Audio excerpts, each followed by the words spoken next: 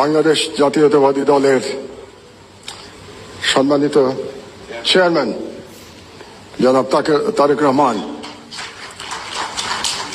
জাতীয়তাবাদী দলের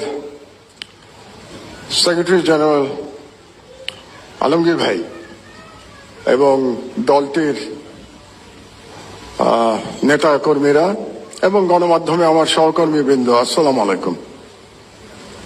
আমি আজ কোনো বক্তব্য দেব না।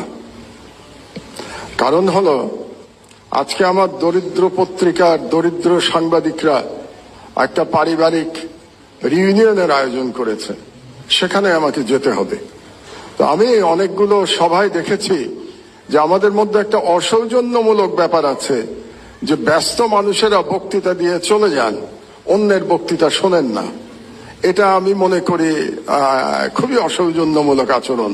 এই আচরণটা আমি করতে চাচ্ছি না আজকে।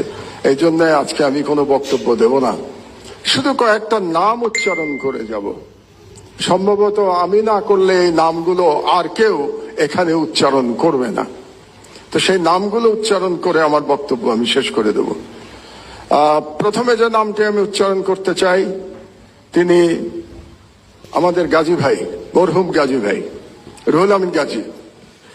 তাকে ভুয়া মামলায়, ক্যান্সার আক্রান্ত গাজী ভাইকে ভুয়া মামলায় জেলখানায় রেখে বিনা চিকিৎসায় মৃত্যুর দিকে ঠেলে দেওয়া হয়েছে।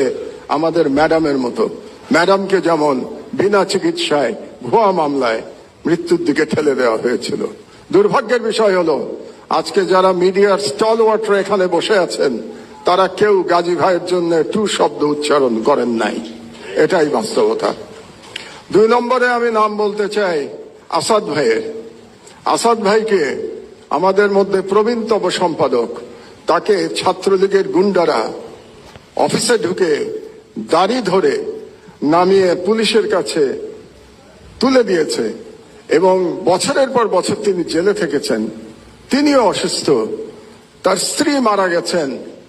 তিনি তার স্ত্রীর পাশে থাকতে পারেন নাই, কারণ জেল থেকে বেরোনোর পরেও তাকে পালিয়ে পালিয়ে থাকতে হয়েছিল।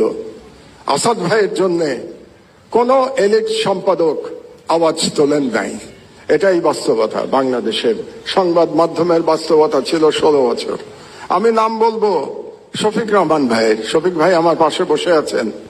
আমরা পাশাপাশি সেলে জেলে ছিলাম।